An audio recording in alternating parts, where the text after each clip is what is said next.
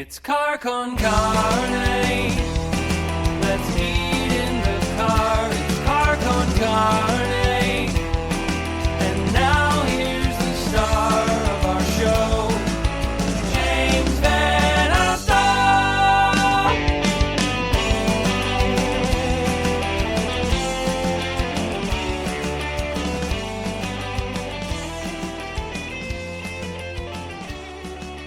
And we're back.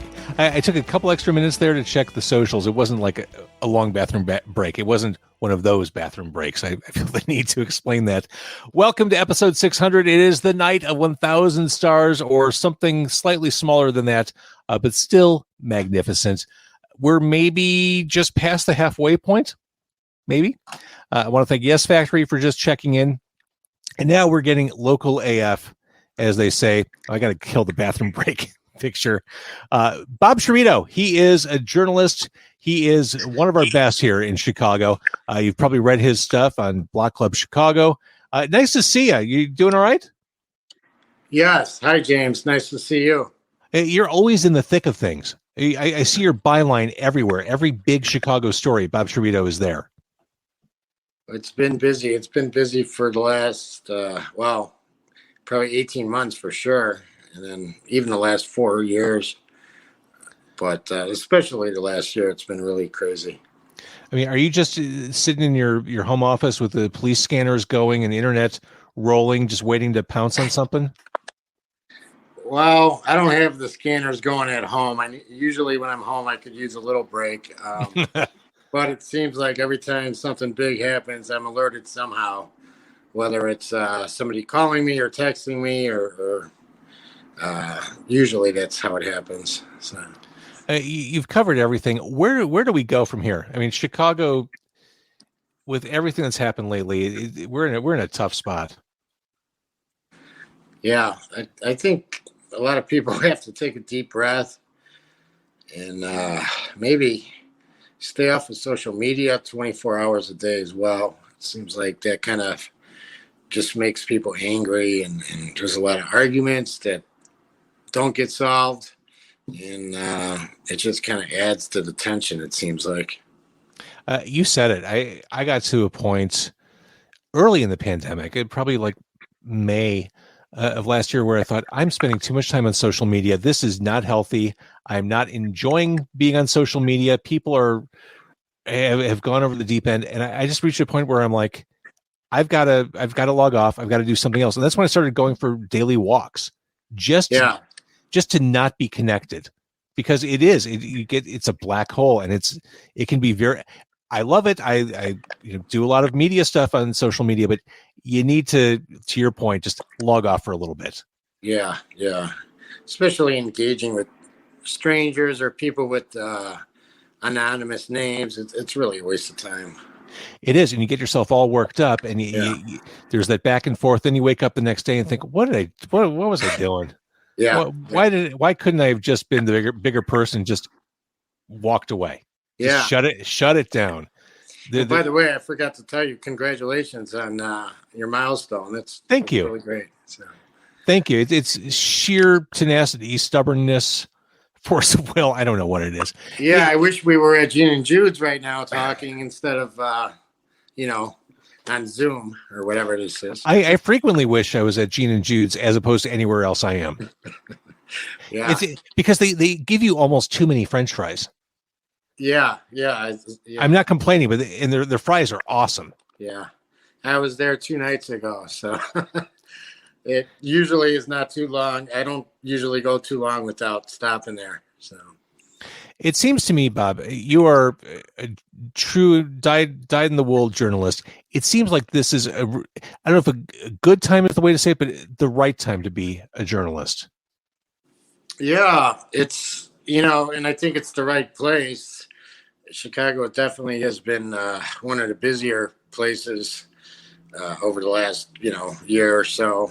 And it just seems like the last year, those of us who are working right now in Chicago have probably covered, the amount of things we've covered is probably equal to some other reporters' whole careers in other places. So it's really crazy.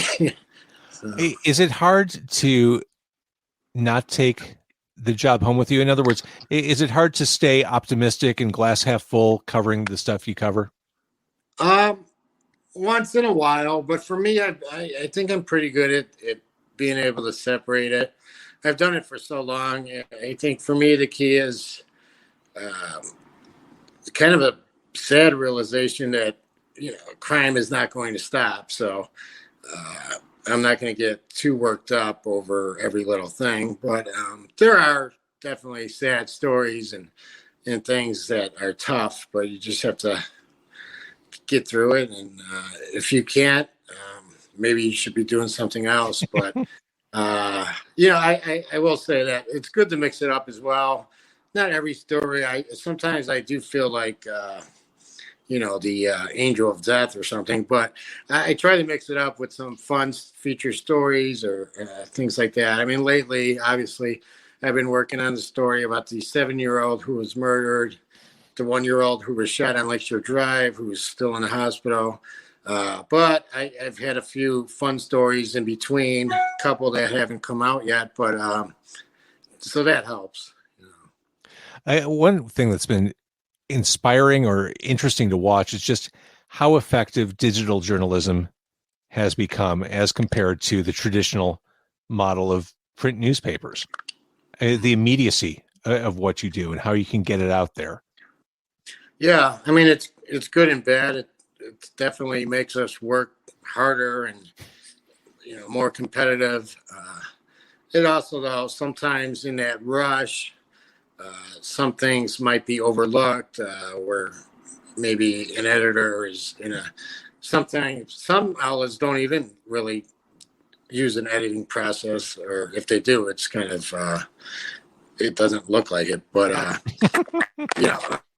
think sometimes it's better to be right. It's always better to be right, in my opinion, than to be of course first. So if it takes another 10 minutes or something just to make sure everything's right, so be it. If the other guys have it out there 5 minutes before you. Right. All right. So when can we next see your byline? When? Yeah. Or where? I guess it's a two-part question. When and where?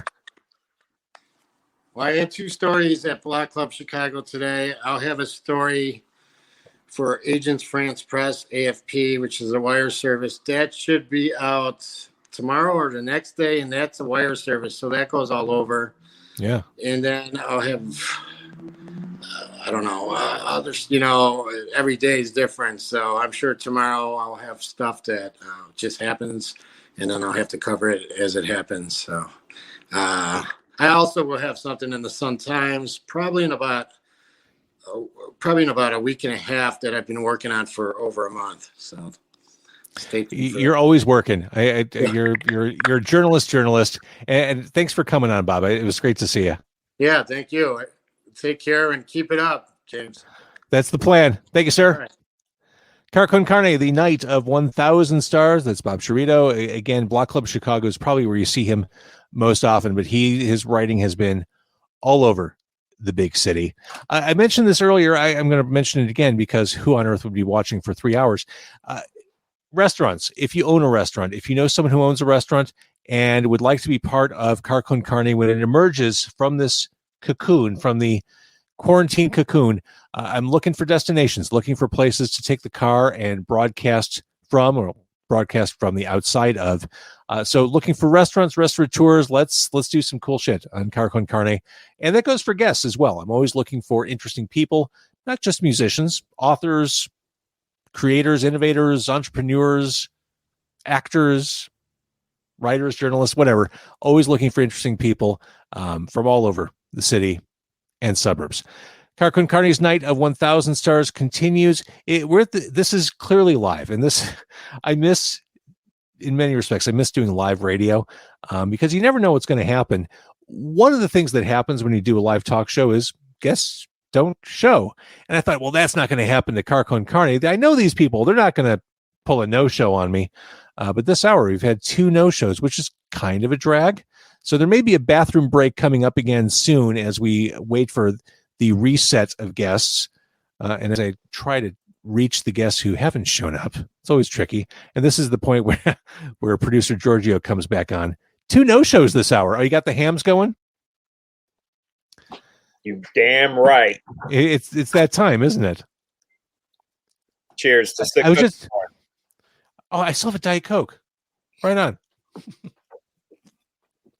I started drinking this. I started drinking this at 5:15. I totally forgot I had this. But I was saying I love the excitement, the kind of edge of your seat aspect of doing live radio. But inevitably, whenever you do live radio, things break in ways you don't expect, good and bad. The bad this hour, of course, we've had 2 no-shows. I mean, this stuff scares the shit out of me, so.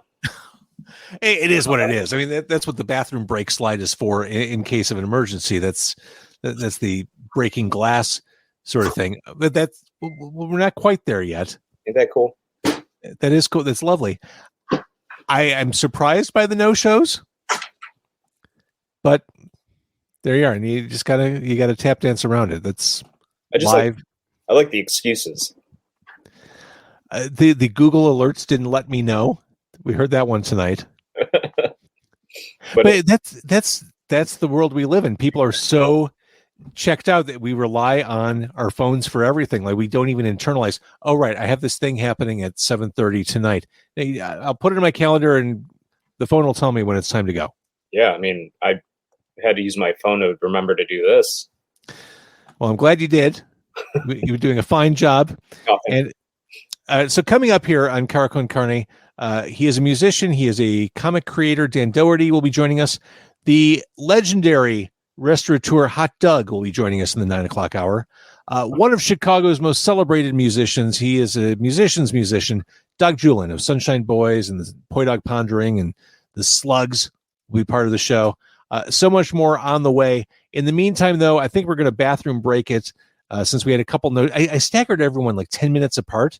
So when 2 people don't show up, that's 20 minutes of time we have to tap dance around. That's a little too challenging. I was looking at the rundown and I was like, wow, everything is timing out perfectly. And then, well, it was timing out perfectly because I was stretching. We filled like 2. Oh wait, our 9 o'clock's here. Let's put him on now. All right, thanks, Dan Dougherty. My next guest, he is a musician. He's a songwriter. He's a comic creator. He is the man behind these fantastic Beardo books. He's also someone who shows up as scheduled. God bless him. He's Dan Dougherty. Nice to see you again, Dan. Good to be here, James. How are you? Dan has been a guest on the show thrice. He was on episode 40, episode 115, and episode 416. And you are always busy. I love the commissions you've been doing. You're a fantastic artist, and you do comedic work, but you do great comic character. I saw something you did of Swamp Thing that was absolutely fantastic. Oh, thanks. Yeah. That was something that it was one of those Facebook memories that just popped up, and I was like, "Ooh, yeah, I remember doing this," because the last year was a blur. I don't think it existed. Well, I like to think it doesn't exist. The last year was a blur, and the days are a blur. I do find myself looking at the calendar. Today is Monday. Yeah. When you don't leave home, it's hard to figure out where in the week you are. Yeah. And especially when you get into a routine, right? Like, it's just like the days kind of blend into each other. It's really wild. But I've been doing these commissions just to make up for the conventions being gone for now. But it seems like they might be coming back in August.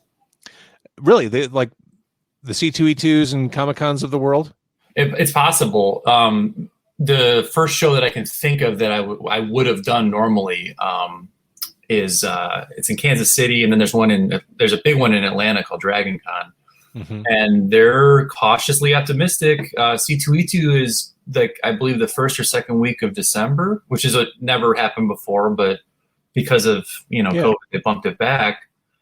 We could be back to some weird hybrid version of normal. I don't know, James. I don't know. Well, and you always do great at the conventions. I always love it. I always like going down Artist Alley or whatever and seeing your face there. It always brings me great joy and comfort as you're shaking hands, working it, drawing for people, doing your sketches. I love seeing you there. Beardo went away, but Beardo's back twice a week on Patreon. 3 times a week now. We upped it to 3 times a week. Yeah. You can't escape this strip. No, I don't, nor do I want to. It's really fun. Like I only stopped because it was getting crazy with having kids and some had to give at the time, and I also just didn't figure that Patreon would be an avenue. That was a couple years back, and it was still kind of a new thing. But I just kept seeing more and more people gravitate towards it and say this is a pretty good way to earn an honest, fair pay for doing artwork that people like, because if they like it, they'll join. And when the pandemic hit, it kind of forced my hand. And so it was try this thing you were thinking about doing. And then of course, like I mentioned, I think I said this before, but I always wanted to have my son in there. He never was in the comics. So I'm I gotta get him. I gotta at least do it for a little bit. Now it's been over a year. I've been doing it for over a year. I love it. And the strip is loosely or tightly based on your personal life. I said pretty closely. Yeah. I mean, it's a little bit of taking a liberty of some of the events, but a lot of it's the funniest stuff is the stuff that's based on something that really happened. Is your wife cool with everything you put in there? That's a good question. You know that I did the interview when she wasn't here, so she wouldn't be able to answer that. I think that, she loves the strip. We've set ground rules. I typically just talk about her in certain capacities. I don't talk about her job or her her life outside of our little family, but she really enjoys the fact that she's looking cool in a comic, and she says that she's the best character. She did until the kids came along. Then she was like, "I'll take second." So that I've probably talked with you about this before, but I've got to think it's hard to consolidate a story or a thought in 4 or 5 panels and make it funny, being that concise with your storytelling, basically writing a comic strip. I find that concept very difficult in my head to do. It's I'm glad you said that, because I do think it's its own art form in itself, and anyone who I always looked up to who could do it well was just about economy. They were just about saying it as plainly and as quickly as possible, because like you said, you only get so much space. So that's why Calvin Hobbes was so good for me, and Bloom County and Peanuts, all that good stuff. It's because they just hit it and got out. This is your take on a classic. I'm not holding it up well, but yeah. I think my dog's playing a poker game. I had this was definitely an imagined story, which was based on a real thing. My dogs got out once when I was living in Lansing, actually, in Lansing, Illinois. Somehow left the gate open. They got out. We got them back, but we were freaked out because they were gone for half an hour. That was super long. And, so I liked to imagine what would have happened in that half hour. And it basically boiled down to they got tricked into going into a poker game with other dogs, actually won 40 grand. But then we found them as they were dragging the bag of cash, and we took them and left the bag of cash there. We didn't know it was a bag of cash, but it was garbage that they were in. So we lost $40,000 finding the dogs. Going back to the commissions, there's a really sweet one you did of a dog crossing the Rainbow Bridge. I love how some of this is so very tailored to the people commissioning the work, the family portraits. I talked earlier with Christina Catone, who has a new service where you can request a song made by a great songwriter. They can personalize a song. That's what these commissions are. They're very, very personal, things that mean something to the people requesting them. And I think you deliver every single time. I love, because it's not about you, it's about them, and you create what their wishes are. And I love your commission work. Thank you. Yeah, those meant a lot to me too, especially in this last year. My one of my dogs crossed the Rainbow Bridge last year, right at the start of COVID too. So it's she went, peace out. She's like, I don't want to deal with this. But it was a lot of emotions we had. And, I had a couple people during the course of that time also lose pets or even loved ones. I had a really good one where a wife commissioned this as a gift to her husband, and it was a picture of his father with what would have been his father's grandkids, because I think he never lived long enough to see them. So it was this imagining of what that moment of like them just sort of sitting at a couch, just normal everyday stuff, as if we could make that happen. And it was really cool. Like that definitely made me feel good that I was able to be a part of that for them. Now, last time you were on the show, Dan Dougherty, we talked about your music. Where are you? Have you been writing songs? Have you been busy with music? Yes. Yeah. That's been my only outing is going to a studio to record. We all got the shots, and then they have a giant studio space in Joliet called Third City Sound. And so my very small little crew, we kind of go in just one at a time, basically, maybe two of us at most with the guy who runs the place. And we started doing this around, when would that be, March? Yeah, so not that long ago. And we're recording a second solo album. I got 11 tracks, and I'm really excited about it. And I'm gonna try to do another vinyl for it. We'll see what happens. Nice. But yeah, it's the album's gonna be called Fun Times Ahead. And I definitely wrote some of those tracks during COVID times, hoping that there would be fun times ahead. You're a glass half full creator. Yeah. Life gives you lemons. You throw those lemons back at life. I don't know. Is that how it goes? All right. So for the Beardo Patreon, where should people go? You can go to patreon.com and search Beardo Comics, all one word. Or you can search my name here, Dan Dougherty. You'll find it under that too. It's pretty easy to find. If you see my name on there, I believe I'm the only Dan Dougherty making comics on there. You're the only Dan Dougherty that matters to me. And if people want to hear the music, where do they go? You can actually, the first album you can hear on pretty much any streaming service. It's on Spotify, iTunes, Pandora, or whatever else that people do. I don't even know. I can't believe I said Pandora. I also have it available for the vinyl still. If you want to get it, it's on my website, which is beardocomics.com. And there's a shop in there with all my comics and my record and everything. Awesome. All right, Dan Dougherty, great to see you. Thank you for jumping on. Thanks for having me. Congratulations on 600. Thank you, sir. We'll talk soon. All right. See you later. Dan Dougherty, the Beardo strip, I just love. I've always enjoyed that. Dan Dougherty, just a charming, nice guy. Hang on one sec. I'm talking to one of the guests. Sure. Jump on. All right. There we go. We go now to a restaurateur legend in this town, a man whose hair has grown exponentially since last we spoke. I'm just thrilled that it's still growing at this age. Trust me. Doug, it looks like your face should be on like the $10 bill. Wait, who's on it? I don't know. Second, I don't know. You look kind of colonial.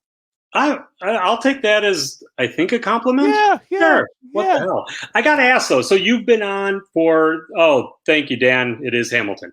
Not Hamilton, though. I'm assuming not.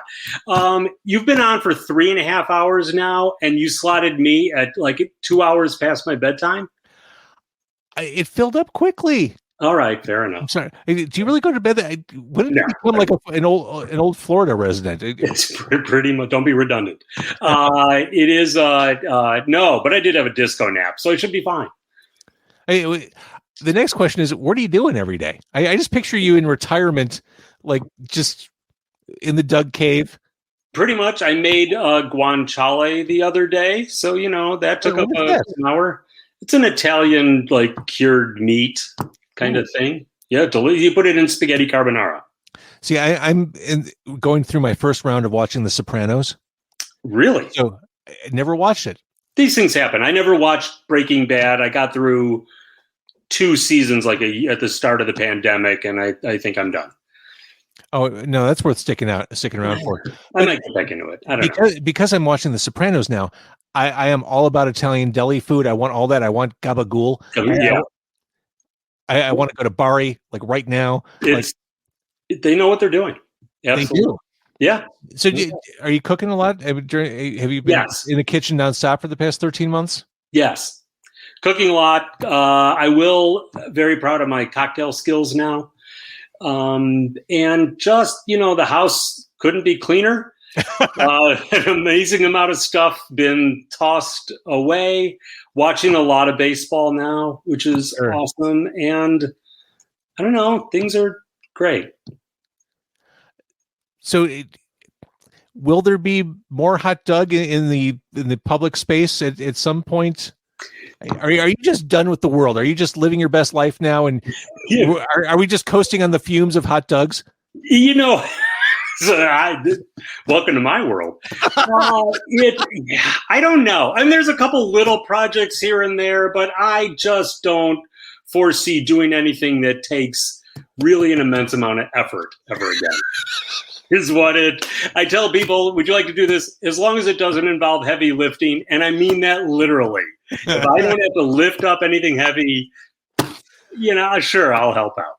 That's the hot Doug we all know and love. Thank you. I appreciate that. I said it last time we talked. That atomic dog, that atomic combo over at Roma's on Cicero. Yes. Oh man. Thank you. That's a sandwich right there. He does it. Yeah, they do a nice job. That same sausage is on the pizza at Peace. I highly recommend. So little things like that, checks show up once in a while, and so it's enough, I guess, so far.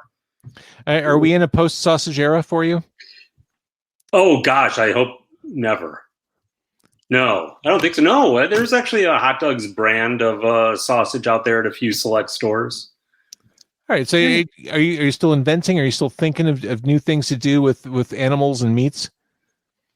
A little bit, but I'll be honest, not in the sausage arena. There's a couple little projects coming up that I'm not supposed to talk about. Okay. Yeah. So will you come back and talk about that stuff? Anytime. So this is show 600. Do you know what number I was on the first time? Number 32. Nice. 32, 36, 108, 495. Well, I remember, and I still remember the first time I was on episode 32 was like I got into the back seat of the car, put on the seatbelt because I figured, well, I'm getting in a car, we're going driving. You're like, we don't go anywhere. And I also spilled a full bottle of soda in the back of your car. Confirmed. And I think that was the first time we actually met. Highly likely, yes. And it's been nothing but a bromance ever since. Absolutely. Tell me about it. Absolutely. All right, Hot Doug, when your top secret stuff is ready to reveal, will you please share it with me?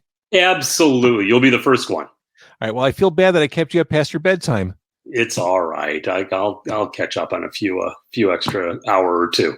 All right. Lovely to see you. Congratulations. This is awesome. Thank you. Keep growing those locks. I'll do my best. Again, right. I'm just happy there's still something to cut. I get it. All right, Hot Doug, great seeing you. Likewise. Bye. Take care. And look for him next on the $10 bill, which is awesome. Hot Doug Sohn. I'm joined now by old friend Gillian McGhee of Hi Ho. Hi, Gillian. Hello. How are you? I'm not surprised that you were distracted. You were supposed to be on earlier tonight. I was. And you messaged me that you were distracted by the weather and that I could see you porch drinking or just hanging out or walking outside through lovely nature. Well, so here's really what happened, James, is I don't know if you follow me on Instagram. Are you familiar with the goose watching content that I give to my Instagram following? Uh-huh. Yeah. You're a fan of nature. I am a big fan of nature. This is my sweet little naked moo. I've only seen Moo in Instagram form. Oh yeah, she's here in video form too. She's a little sleepy right now. But anyway, back to why I got very distracted. Today on my walks, I follow these the nests. There's this geese in Humboldt Park. I go on my nice long walks to fill time and be outside. And the first set of babies was born today. So I got to see all of the little babies. They were like literally there was still an egg that had not hatched. There was 5 babies, 1 egg, and both the parents. And so that completely derailed my entire sense of responsibility beyond, you know. I mean, I still remember going to the Museum of Science and Industry and just standing around the chicken hatchery. Yeah. I could have stayed there for hours watching the chickens pop out of the eggs.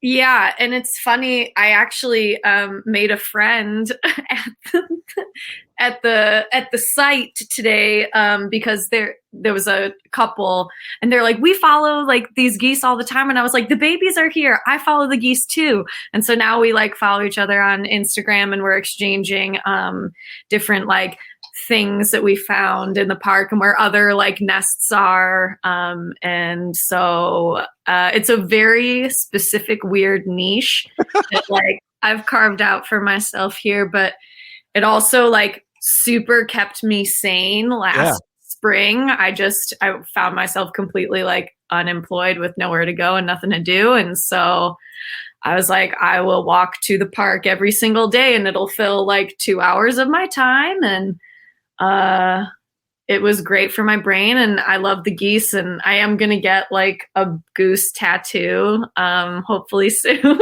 So as a way to honor and thank them for keeping me sane in a hard time. And now it's a little bit less heavy, and I just get to hang and have a good time anyway.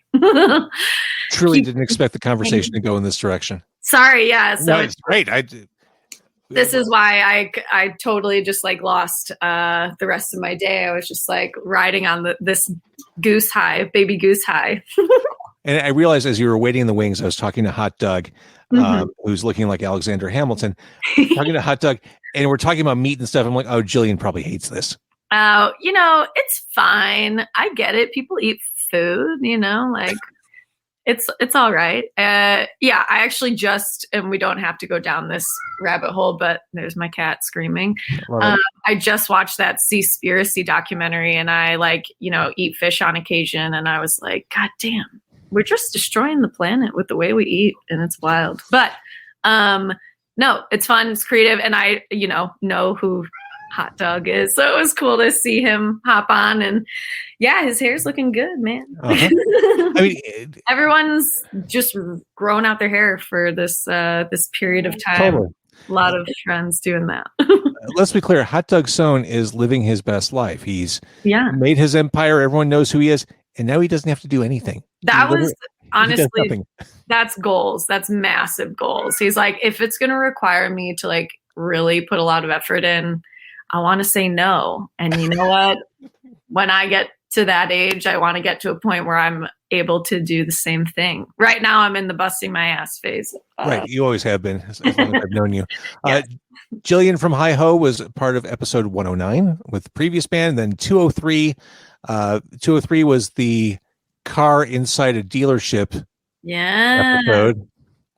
We actually performed in the back seat of a brand new car on a dealership floor. You're too good to me. Episode 367, and then you hosted an episode of Carcon Carney. Episode 406, which was I loved that one. That was so cool just to sit back and watch and listen to that. You're good at that. Had Bad Cop on. It was nice to get in the interviewer role again. You're good at that stuff. You should probably do your own podcast. I've had an idea for a podcast for a really long time, and it's just like I have so many things that I want to do, and the energy expenditure to do those things, it's a lot, you know. Yeah. And I would love to, like, it would, do you want to hear my pitch for my podcast? I can steal it. I want to call it Mental. And it would be having me interview other artists, whether like songwriters, poets, visual artists, and talk about the intersection of their art, their process, and their like mental health, and how like they've learned to navigate or struggled or whatever, and how that informs the art that they make and stuff. So no better time to start that than right now. I know, but the conversation. I write a record here, okay? So we'll get to that. But the timeliness. I had Donna from Juna on a couple weeks ago. I don't know if you follow her band, but she posted something about how she was close to suicide. Yeah. I And- mean, it's real. A lot of us creatives or whatever, it's like I think what I care about is that, just Okay. like smacked my cat in the face. What I care about is like, I think so many people who are on the like spectator or patron side of like art, they're a consumer of it. Artists aren't just like this dance monkey dance or like, I like this thing that you've done. And, it takes a lot to make art in like whatever capacity that you want to do that. And it takes a toll. It takes, it comes from, really good art moves you, and to be able to move other people through your experiences and your expression of it is, it's like heavy. It can be very heavy and emotionally taxing and like beautiful. And we love it. And we love it obviously. But, and I think kind of opening the doors up a little bit more into like what an artist's like creation experience is like, and the realities that we have as like most of us, especially, and people I know, independent artists, like you're barely scraping by a lot of the time unless you have like other like very good source of income, and like financial instability is a huge part of that. And feeling unstable from those things, or just like literally, what's the chemicals in your brain misfiring or firing not enough and all that. It's it's like a real part of it, and it's important conversations to have. But I'm sorry, you're saying very serious, insightful stuff, and I can't stop staring at the cat. I know. Sorry. She's beautiful. She is not very serious or insightful. This is one of the plus, something for the plus column from the past 13 months. These video chats, these Zoom chats, being able to see people's pets in their home. That's been, if there's one glass half full thing to take away from the pandemic, I got to see lots of people's dogs and cats. Yes. Yeah. She's great. I love her so much. She's also a godsend during the pandemic. Oh, for sure. All right. So you've been working on New Hi-Ho. Yeah. So this month we kind of started like doing the behind the scenes stuff. We did like a real professional photo shoot. Sam from Kalimasi, another local band, he shot that with us. His new album, oh my God, is so good. Sorry, we're talking about you, but his new album. No, I love Kalimasi. Sam and I have been friends for a long time and played shows alongside each other. And I'm very proud of their new record and all of them for putting that together. So we did like photo shoots for cool concept, for promotional stuff. And then we demoed again last weekend. And so we're kind of like back where we were about a year ago when we were going to try and like launch this project and go for it. And then obviously had to take like a break, hiatus, whatever. Didn't even fully get off the ground. We played like 2 or 3 shows that weren't even in Chicago. So, and just like until how I'm trying to look at this time is like, until it's going to be a while for shows and touring to exist the way that, they have for whatever my music career has been so far. And I don't want to be one of the performers that's like chomping at the bit to get back when we still really don't have things under control. So shows, unless we can find something super safe, outside, distanced, like that's not even like on the agenda right now. We've got 5 songs demoed, and then I'd like to finish writing, like have about 10 to 12 songs ready to go. And then with these demos, try and find a producer who will work with us and record a full length this summer, maybe later summer. And hopefully a year from now, like we'll have like the Hi-Ho full length out. Awesome. And just trying to be really intentional and smart about it and use this time in the way that I can to the best of my ability, and just keep, I don't know. It's like, it's a hard thing to try and move forward in when everything's still just so up in the air, you know? I totally get it. Yeah. But the good news is there's new stuff on the way. Mm-hmm. Yeah, and it's sounding really cool. I'm really excited. And I just started taking guitar lessons again for the first time since I was like 14 or 15, because I want to get really good at finger picking. And that's a skill set I've just started working on like 6 months ago. I want to get better at my instrument for the first time in a really long time. And that has been a godsend. It's been awesome. And I learned how to play landslide. So That's very exciting. But yeah, just like reconnecting to my instrument feels really, really important and special. And it's helping me like write differently, and making time to practice is like, I haven't done that in so long. So I'm trying to like get better so that I can be better as a writer and performer, you know, and just try and do cool shit, put the time and energy into like the things I want that make me feel good, you know? I love it. All right, Gillian, we'll keep an eye out and ear out for new hi-ho. Thanks for jumping on, and I hope everything keeps going good with the geese in Humboldt. Oh yeah. Let's tune in on Instagram at hiho.Gillian, and you can find it. Honk if you love geese. Honk if you know me. Sorry, I gotta go. Bye. Car con Carne, episode 600. It is the night of 1,000 stars. Joining me, oh man, old friend Dag Juhlin, he of Sunshine Boys fame, he of Slugs fame, he of, Poi Dog Pondering fame. He's a songwriter. He joins us tonight. Hello, Doug. Your mic is off. Now it's probably a bad time to mention that he does a radio show on Sunday nights. I don't hear you, Dag Juhlin. So the latest album from Sunshine Boys is right here.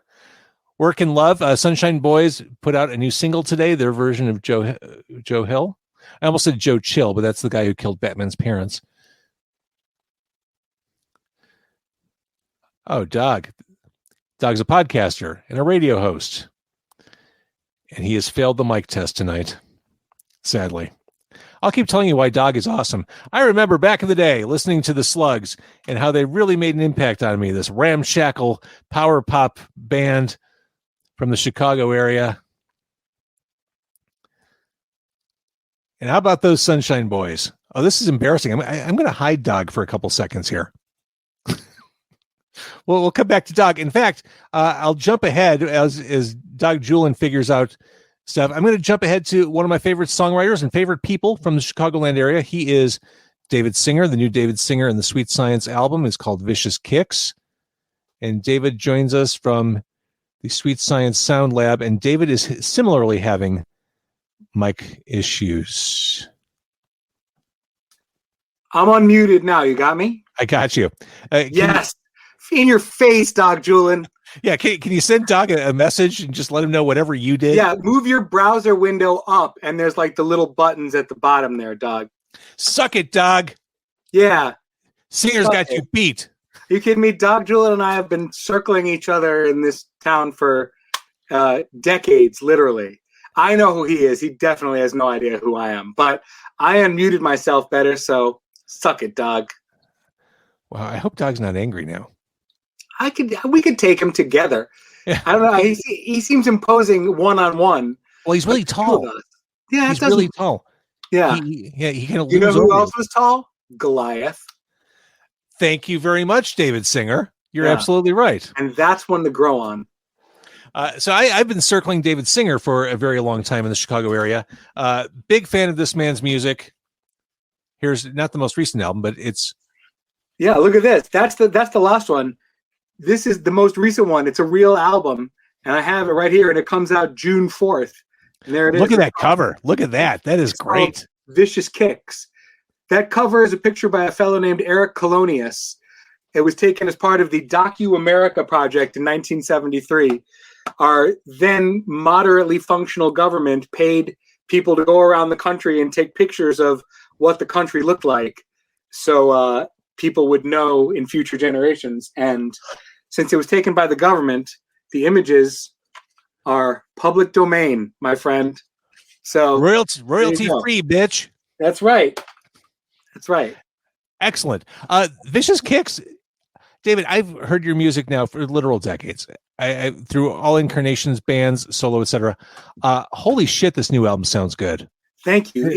This may be the best thing I've heard you do, and it is definitely, in my mediocre opinion, it is the best thing that I've ever made. It's like the closest I came to having the end thing sound like what I was trying to do, and that is a combination of having a very skilled band, having the incredible skill and generosity of Brian Deck, who produced the record, and a little bit of luck. But I am very happy with how it turned out, and I can't wait for everybody to hear it. You can hear a hint of it. Am I not supposed to play anything off it yet? You can play whatever you like. There's no embargo for James Van Osdol. You could play anything you like at any time. But for what it's worth, there's a couple of songs on Spotify, and the new single that's called "Without You" comes out in like 2.5 hours on Spotify. It'll be out tomorrow, and I hope that you and millions of your friends and listeners will get down to it.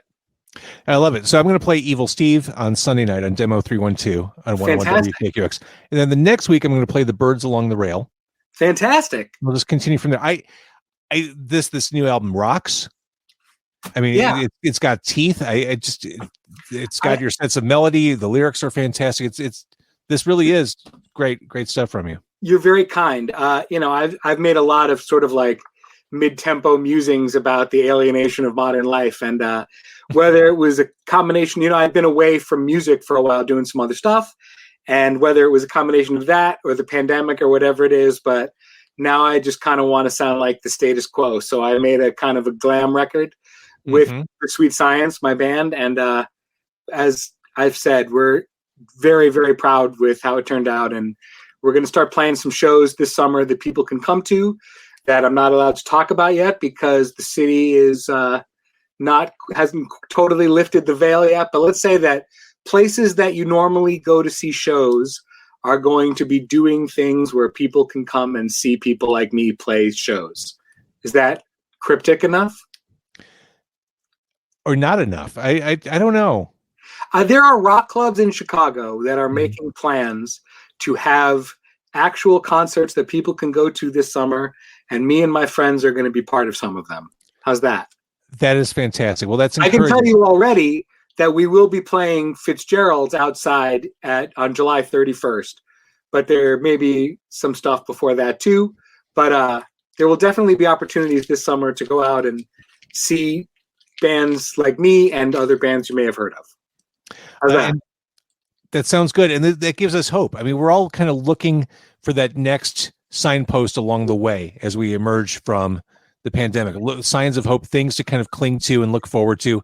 That right there, that's enough for us to go on to, enough of a breadcrumb to get us to the next stage. Right. That and the suddenly resurgent White Sox offense. There's a lot to look forward to.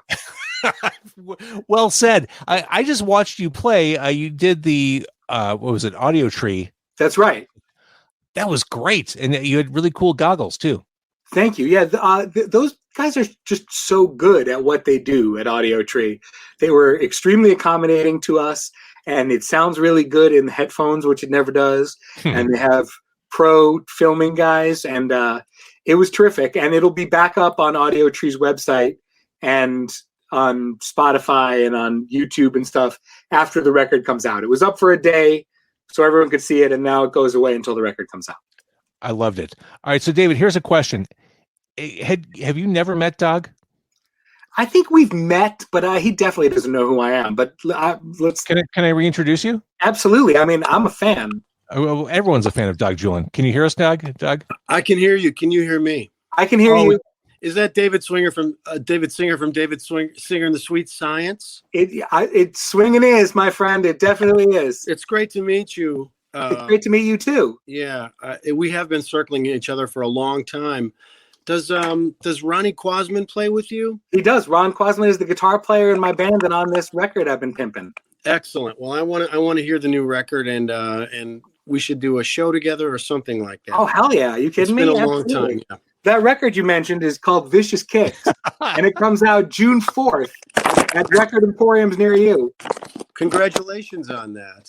Thank you very much. You know, you're like uniquely qualified. You know what it feels like to slave away in darkness and anonymity for a long time and then put a thing out into the world and try to make a dent in the abyss of meaningless that is modern life. So all we have to do is support each other.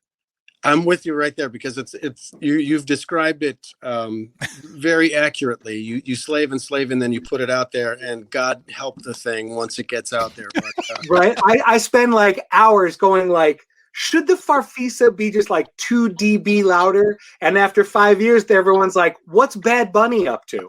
Like, Right. no one cares. right, But- exactly. Yeah. Well, but what are the options? You know, None. What are we So- going to do? Get jobs? That's absurd. No, I'm too old and I have no real world skills, and I'm just too dumb. I mean, I'm stuck doing this really. So Yeah. yeah, It's cool. Let's just ride it out. It's going to get really cool when we get like 20 years older than we are now. yeah. You think? When the 90s also rans from that scene become like when we get into our 70s, it's going to be Right. solid. It's going to be really good. When we have our kind of ironic reassessment from the masses and something like, hey, That's they weren't right. so bad after all. Okay. That's right. We're going to reopen Thurston's and we're going to just play a bunch of shows. Yeah. Okay. You first up that spiral staircase, though. Yeah, that's right. Okay, me first. Yeah. I Well, don't. it's a real I pleasure. don't want to interrupt this. I think you guys. Well, I want to say congratulations on your 600th episode there, James. That's quite Thanks. an accomplishment. It really is. You know what? Thank you for being polite and when I was not. James, it's a huge accomplishment that you Yeah. made it to 600 shows. And guys like Dag and I have been grateful for your support since back in the Q101 days. Yep. And the fact that you're still out there trying to turn people on to cool things they would otherwise miss is it's a huge deal to people like us. So we're grateful. Yeah, exactly. I mean, if we're sitting here talking about the fire in our bellies, the fact that you are still doing it and you still have the excitement for it and can still get turned on by new music, you know, it's great. And like musicians, you've adjusted to the pandemic really nicely. So Thanks. and you've got some sponsorship and stuff, and it's great. You're carrying the torch, you know. So well done, you. James. I mean, Thank both of you. I love and respect you both so much. For the podcast to continue. Yes, it was to support artists and turn people on to cool stuff. I mean, a lot of keeping the podcast going during the pandemic, doing it nightly, it was self-preservation. It was part of it was just born out of the need to keep myself and my brain occupied, to keep the creative part of my head engaged, as opposed to spending every night doom scrolling through social media or scrolling through Netflix, praying for something to catch my interest. Right. I mean, a lot of it was selfish. A lot of it was just keeping this going means I have a sense of purpose every night as I'm sheltering in place. But yes, I mean, the grander thought of curating and turning people on to music, that's always been very important and very, very much something I was interested in doing. Well, you're still doing it, and it's very, very commendable. Well done. Well done. Thank you. Well done indeed. I mean, like, you guys have existed as independent artists. You figured out how to navigate things, put stuff out on your own, navigate the internet, and that's what podcasting is. It's a new way to do radio. It's an independent way to do radio.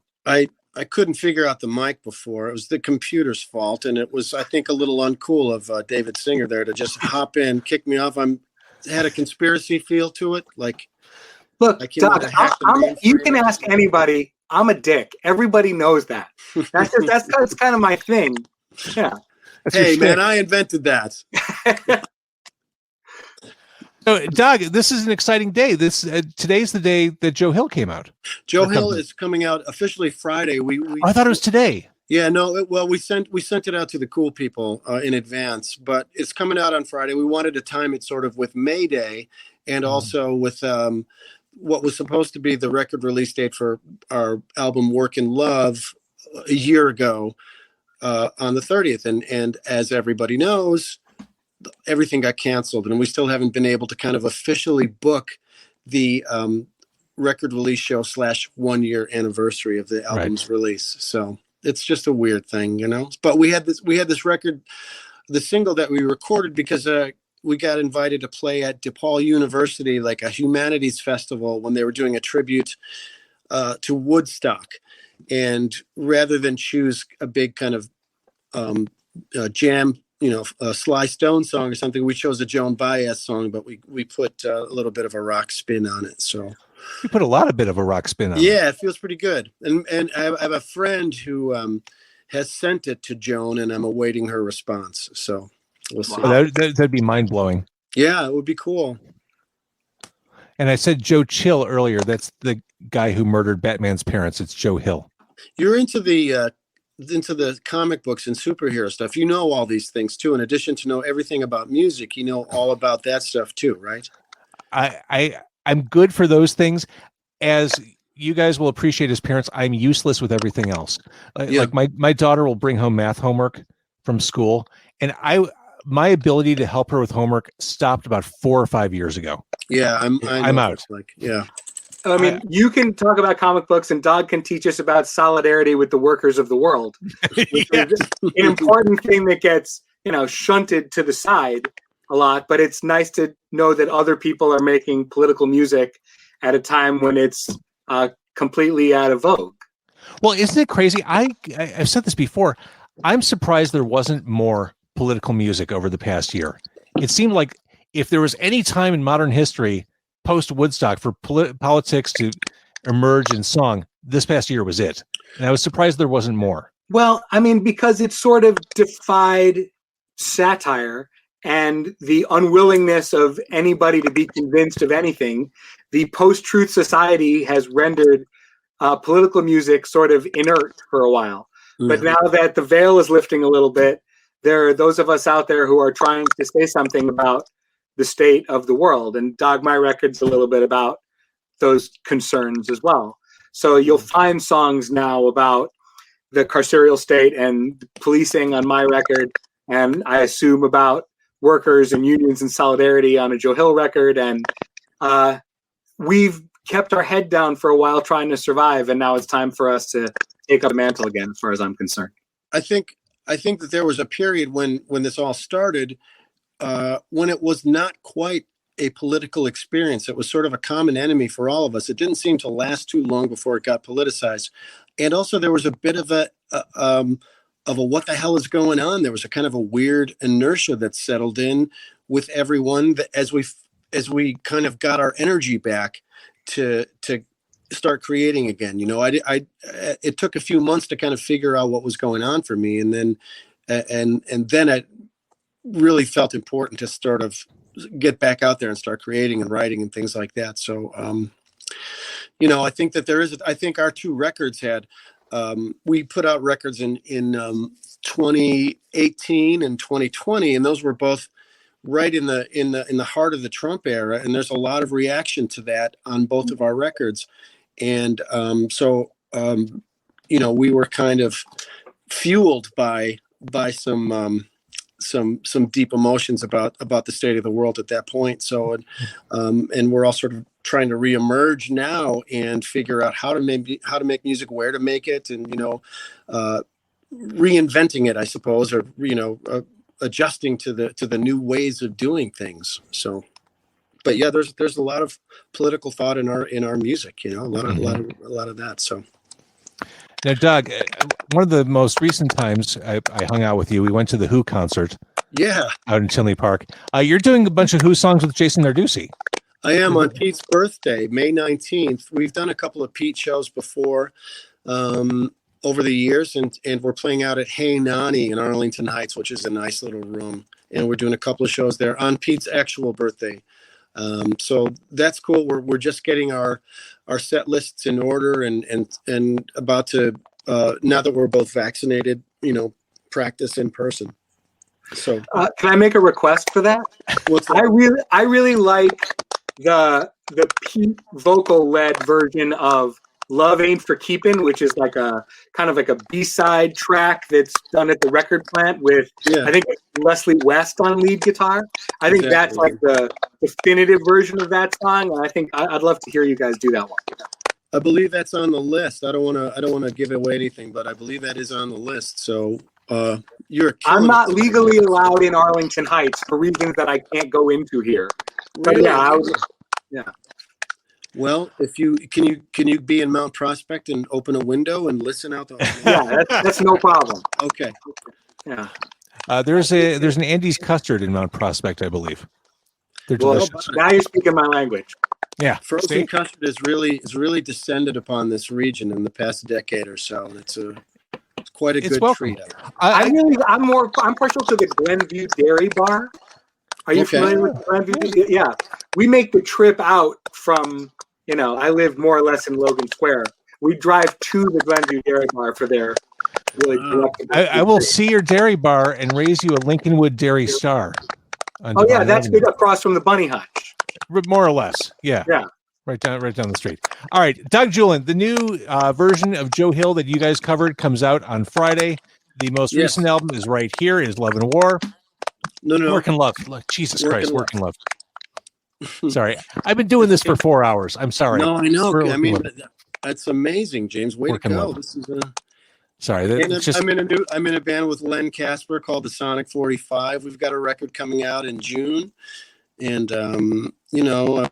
there's all sorts of stuff going on. So at my cover band, Expo 76 is very busy and, got a full schedule. So Work and Love. And then, Doug, you're a broadcaster. You know how it haunts you when you say the wrong thing?